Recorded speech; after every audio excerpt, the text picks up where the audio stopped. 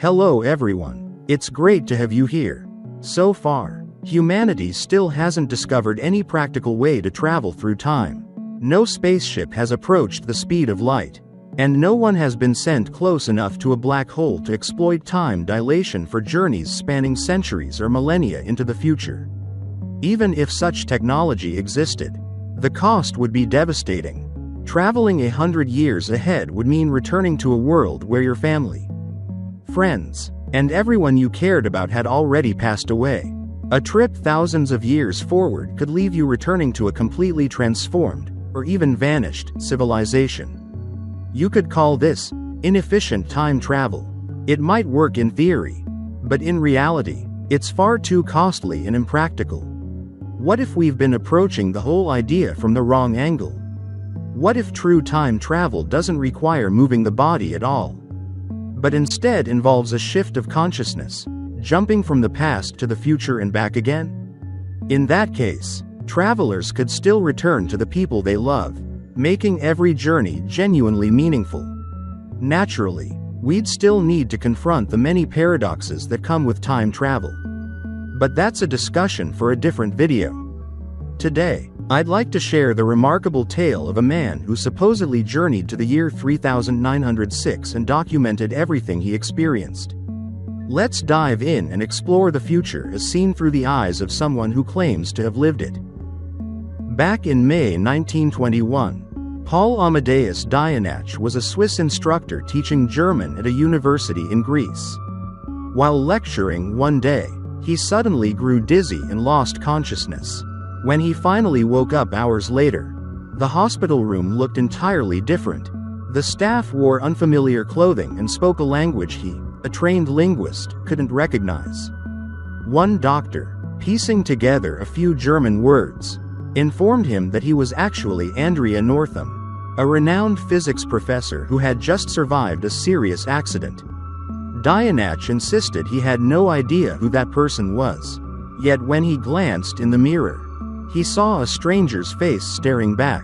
Overwhelmed with panic, he broke down in tears, convinced he had either died or gone mad.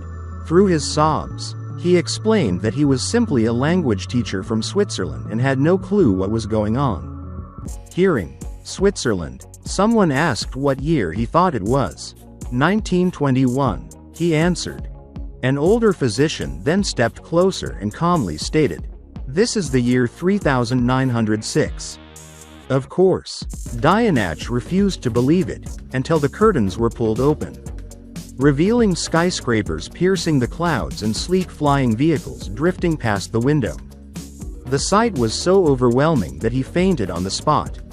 Once he was strong enough to move around again, two elderly gentlemen known as the electors, respected figures with deep insight into the human mind and spirit, came to speak with him. They proposed that he had undergone a rare spiritual event called a consciousness transfer. When Andrea Northam suffered his fatal injuries, he had been clinically dead for 15 minutes. Doctors had placed his brain in cryogenic suspension and managed to revive his heart. The electors believed that, in that precise moment, Paul Dienach's consciousness had slipped into Northam's body, 2,000 years into the future. They explained that time isn't a simple straight line. Consciousness exists simultaneously in every moment and every place. Unlike the physical body, the mind can move freely through time under the right conditions. The electors then called upon Stephen, a close friend of Andrea Northam, and asked him to protect Dienach's true identity while gently helping him recover his memories. They hoped this process would reverse the transfer and return Dienach to his original time. In the following days, as Stephen tried to introduce him to the wonders of their advanced society, the accidental time traveler found himself far more fascinated by the past. For the first 2 weeks, Dienach hardly slept at all. He stayed up through the nights, reading endlessly and mastering the new language with tireless energy. He described a portable device called the Regan Swagger, a handheld unit that projected glowing, moving three-dimensional holograms in the dark, accompanied by sound, music, and storytelling. Remember, In the 1920s, the most sophisticated learning tools Dienach had ever seen were ordinary books, or anything beyond that wouldn't even exist until decades later. So either he possessed an astonishingly creative imagination, or he really had glimpsed something like a futuristic tablet from the year 3906. The electors were extraordinarily advanced beings. For some reason, they had deliberately sealed off all knowledge of 20th century history from him. They feared that if he returned with prophetic details, he might unintentionally shatter the sacred flow of time. It sounds like something straight out of a movie, doesn't it? As for the broader sweep of history, Dienach studied thousands of years of human events using the era's equivalent of Google, or whatever search system existed then. Between 2000 and 2300, mankind grappled with explosive population growth and endless conflicts. In 2004, we began colonizing Mars, slightly later than early predictions. Within 60 years, the Martian population reached 20 million. Yet in 2265, a catastrophic collision obliterated the entire colony, forever ending humanity's dream of expanding into space. In 2309, a devastating nuclear war erupted and raged for 8 years, destroying most of the world's population. Only the Baltic and Scandinavian nations, and their languages, survived. By 2396, a new global government named Restart had formed, closing the chapter on ancient history and ushering in the modern age. In 2823, a world leader called Thor Hill launched a revolutionary economic system. Citizens would work for 40 years and then retire. As technology and automation progressed, that requirement shrank dramatically. By the time Dienach arrived in 3906, people only needed to work for 2 years across their entire lifetime. Yes, you heard that right. In this future, children received education from an early age and started working at 17. By 19, they retired. Everyone devoted just 2 intense years to society, then spent the rest of their lives pursuing whatever brought them joy. By the early 40th century, every material need, food, clothing, shelter, education, and entertainment, was completely provided for. Society operated on the principle of, from each according to their ability, to each according to their needs. Some individuals still chose demanding careers, such as Andrea Northam becoming a physicist. But anyone who had completed their 2-year service could live comfortably with all needs met by the collective. This was the perfect realization of socialist ideals. In practice, such a system usually fails because societies always contain people of varying abilities who still expect full benefits. For it to succeed, literally everyone had to contribute for the greater good. Human nature, after all, tends to be selfish. We want advantages for ourselves and burdens for others.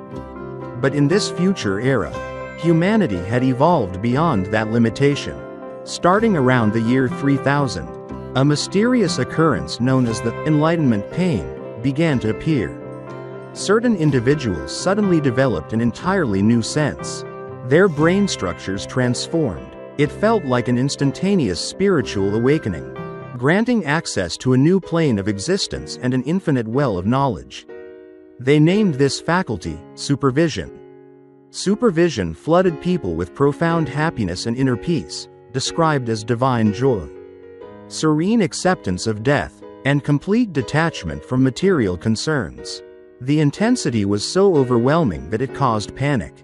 Everyone who experienced it died with an expression of pure, blissful contentment. Then, on May 6, 3382, everything changed. A 76-year-old man named Alexis Vokey survived the Enlightenment pain. From that day onward, people began to live through the transformation.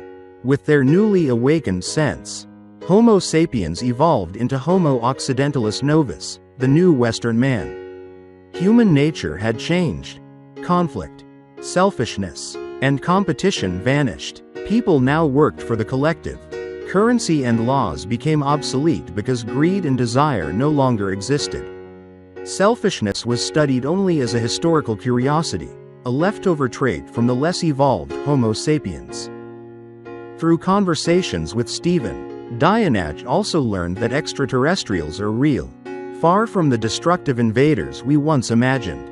They had undergone their own enlightenment and chose to let humanity chart its own course, intervening only a few times when we nearly destroyed ourselves.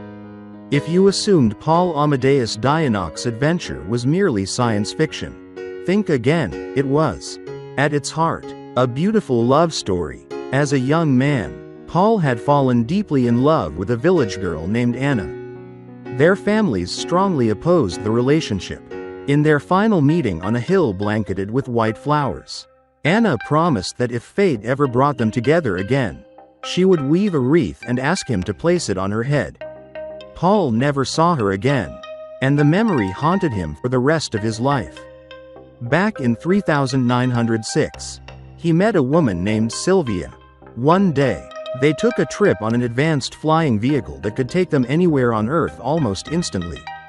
After a full day of conversation and exploration, they unexpectedly arrived at that very same hill. The flowers were blooming brilliantly. Before leaving, Sylvia crafted a wreath, handed it to Paul, and asked him to place it on her head. He stood frozen. In that moment, he became certain that Anna's soul had been reborn in Sylvia's body, to fulfill a promise made 2,000 years earlier. That night, after a full year in the future, Dienach finally fell asleep. He awoke in Greece in 1922, after a year-long coma. The account you've just heard was translated and edited by George Joe Papahasis, a Greek lawyer and one of Dienach's most devoted students. Papahasis received hundreds of handwritten pages from Paul Dienach shortly before his death from tuberculosis in 1924. At first, he believed it was an elaborate science fiction novel, but over time he came to see it as a diary, one that described Dienach's coma in 1921 and his awakening in 3906. It recorded everything he claimed to have witnessed during that year in the future. Setting the romance aside, the biggest question remains: is this extraordinary time travel story actually true? Personally, I hope it is. But if imagining hundreds of pages filled with names, places, dates, and futuristic ideas is enough to prove someone traveled through time, then wouldn't every science fiction writer, including the creator of Doraemon, also be a time traveler? Paul Dienach remained in a coma for an entire year, more than enough time to construct a vivid and detailed future within his dreams. Or perhaps Paul Amadeus Dienach was never real at all, and was simply a creation of Giorgio Papahasis. There are no official records of his existence in Switzerland or Greece. The photograph often used to represent him actually belongs to Daniel Lohill, a thief arrested in New Zealand in 1908. Papahasis claimed that Dienach had fought for Germany in World War I and changed his name before arriving in Switzerland, which is why his true identity remains unknown. He also stated that the original manuscripts, written in German, were confiscated during World War II while he was living in Greece.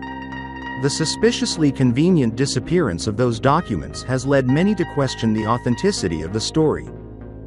Furthermore, the narrative makes no mention of many defining elements of the 21st century: social media, the internet, Bitcoin, or artificial intelligence, suggesting that even this vision of the future was limited by the era in which it was written. The truth may be lost forever. Still, the story leaves us with fascinating ideas, the possibility of time travel through consciousness, and a vision of a future where humanity evolves beyond selfishness. What do you think about this story? Leave your thoughts in the comments below. If you found it intriguing, don't forget to like. If you enjoy mysterious and thought-provoking stories, be sure to subscribe and turn on notifications. Thanks for watching, and I'll see you in the next one.